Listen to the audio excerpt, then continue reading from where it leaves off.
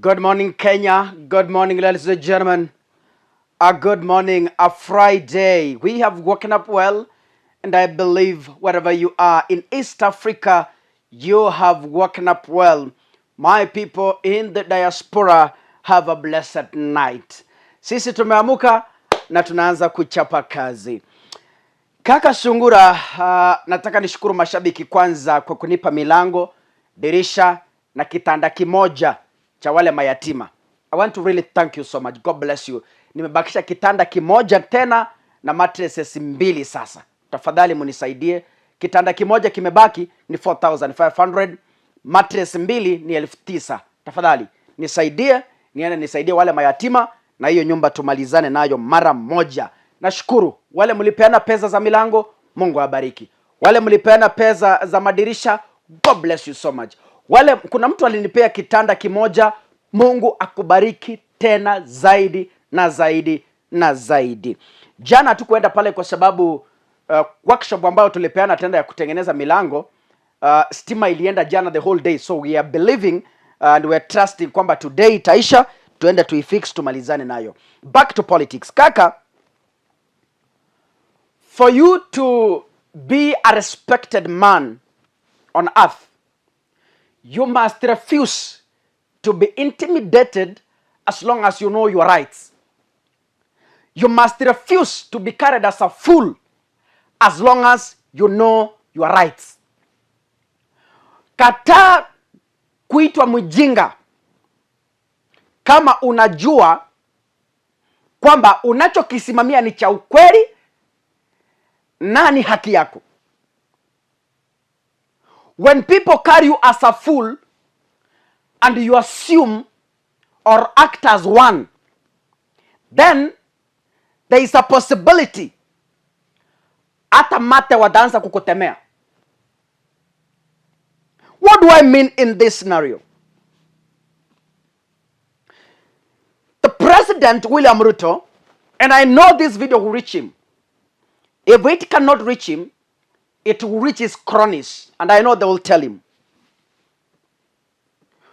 We are dealing with a president who was in opposition in ODM. And I don't know if he forgets. Sijui mbona nasahau. But I'm here to remind him again that when Ruto alikuwa ule upande mwingine wakifanya kazi na Raila Odinga, he is one of those politicians who stood firm to defend protesters. The video is fresh in my mind, and that is why I'm here. I will keep reminding him each and every day. I will never get tired. I have seen the William Ruto government brand Raila Odinga as a goon. I have heard the Ruto government say Raila Odinga pays goons to go and destroy property. Kaka, I have a shocking video for you. And I thank my fans for sharing this video to me. How do you convince your child whom you promised to buy a gift and you failed to? How do you convince that son? Personally, I have a young son back at home. And my small son, when he tells me, Daddy, in the evening, kindly come with pineapples. I have tried this experiment. When he tells me, Daddy, in the evening, please come with oranges, and I failed to, it gets so angry at me. In fact, it doesn't even greet me. He doesn't even hug me from the door. The following day, he sent me the same oranges. And I promised him I'll bring them.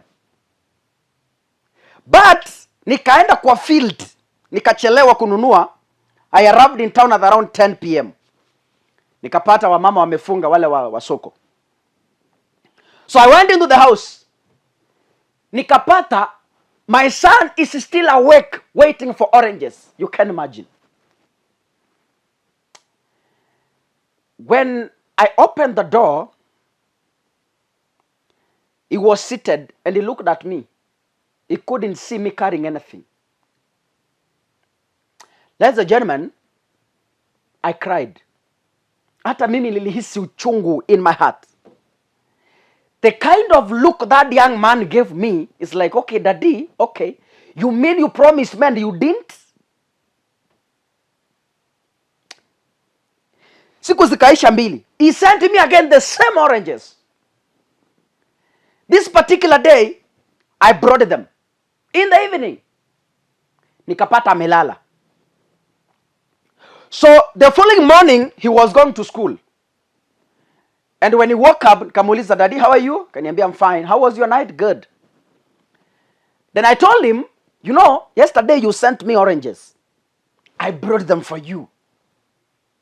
He looked at me, and then he jumped and hugged me. He told me, you are a good dad. Ziko wapi? Nikamwambia, they're here. Nikamuonyesha. The boy was so excited and he was so happy. What do I mean from this story? Several times, William Ruto has promised Kenyans oranges. But when he comes in the evening, he comes empty-handed. Several times, Ruto has promised Kenyans pineapples. When he comes in the evening, as a father, he comes empty-handed. He doesn't even care. He doesn't bother to explain.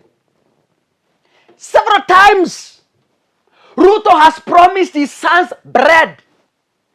When he comes in the evening, he comes empty-handed. Not one day, not 2 days, several times. Now I want to ask you, how do you want the sons to behave if you are a father, they send something you don't bring and you don't bother to explain? What would be the reaction of those sons who are Kenyans? Ruto promised young people jobs.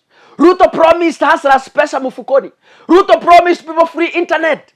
Ruto promised people the low cost of living. He has never ever turned up with even a polythene bag carrying even the low cost of living. Then you are here lecturing the same sons you have refused to feed. How will they react as a father? How will they react to you? They will get angry and mad at you. That is exactly what is happening in this country. Kenyans are mad at a father who has refused to deliver promises. That's a fact. William Ruto, you have a son. You have Nikki Ruto. You have a daughter. You have Charlene. If you promise Charlene today to buy her a car and you fail, what will be her reaction? That's exactly what Kenyans are feeling. Yes. That's exactly what Kenyans are feeling. So I have an exclusive video of William Ruto defending protesters when he was in ODM. Mnakumbuka kuna kipindi Citizen kilikuwa kinaitwa Cheche. The panelists or the hosts were David Makali. Na kulikuwa na mwanamke hapo, sijui alikuwa jina yake nimesahau. Those people remember. Walikuwa na kipindi very asubuhi sana Citizen kilikuwa kinaitwa Cheche. Mtu mwenye nakumbuka mmoja ni David Makali. The other woman I've forgotten her name. Kuna Odwak Amimo. I think so. Something. You remind me. Or I think somebody Odwak Amimo. Huyo mwanamke alikuanga amekula kabisa na amejaa. walikuwa na David Makali. They were interviewing Ruto on Citizen TV, and this clip is courtesy of Citizen TV.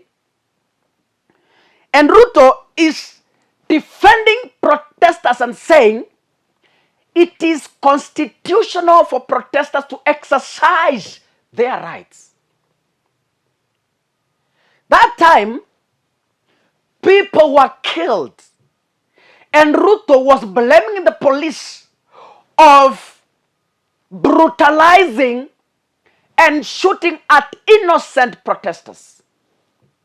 But the same Ruto today is blaming Raila Odinga of violence. The same Ruto.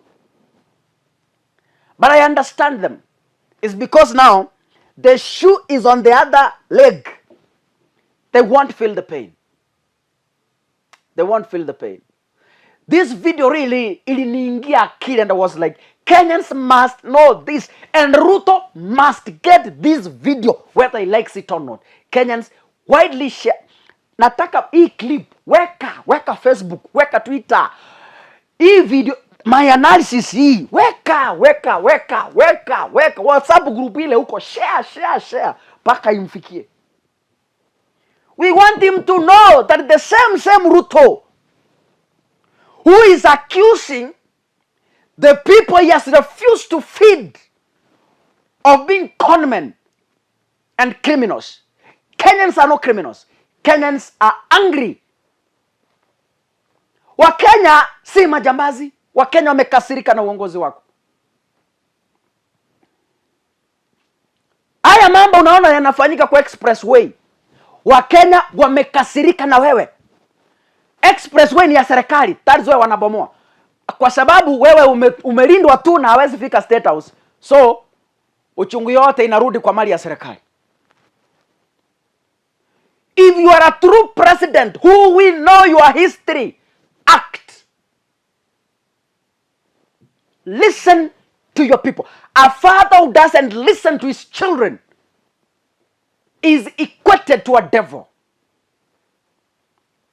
I'm not saying Ruto is a devil. I respect the president. And I respect presidency. I will never at any time abuse the president. It's against the Constitution. It's against my moral beliefs. I will never do that. As much as we disagree, I respect him so much.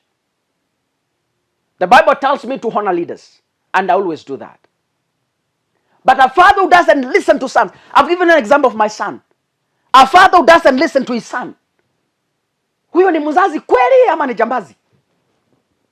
Huh? Ladies and gentlemen, as I exit this platform,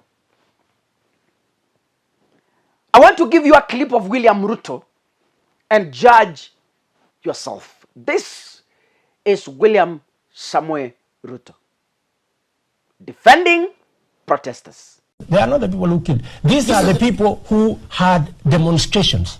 They had demonstrations in the streets. They were arrested by the police. For your information, of the 1,300 people killed, 70% of those people were killed by the police. 40%. So here.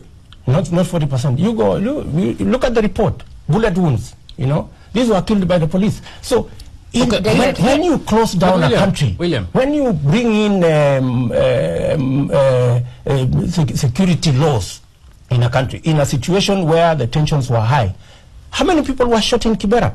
You know, the bodies were all over the place. How many people were shot all over? The question here is this.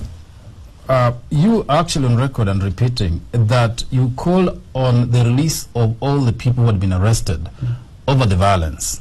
Without evidence whether they were actually just demonstrators or they had actually participated in crime, in torching people's houses and killing people. Is that justifiable? It is justifiable to this extent that the people who are arrested, right, unless the police prove, because we told them, you cannot arrest people who are demonstrating. If you have proof that so-and-so killed, like what they have done now, they have arraigned some people on evidence, hard evidence. But at that point, how would the police prove, if they were arresting them, you had no evidence that they had no evidence against those people in the first place, but you are calling for their release? Completely disregarding the victims in this particular case of those crimes. We live in Kenya, Makali. If you round up 1,000, 2,000 people in the street in Eldoret, or in Kisumu, you know, how would you say these people are responsible for torching that place or the other place? And for your information... Okay, but then how would you explain those who had actually committed crimes? What about the crimes which had been committed? Those killings, who had committed, property destruction, theft? Those how did you those deal who with had that? committed crimes, the police needed hard evidence. When we told the police to release, if they had evidence, they would then say, we cannot release Makani because we have evidence against him. We cannot release so-and-so.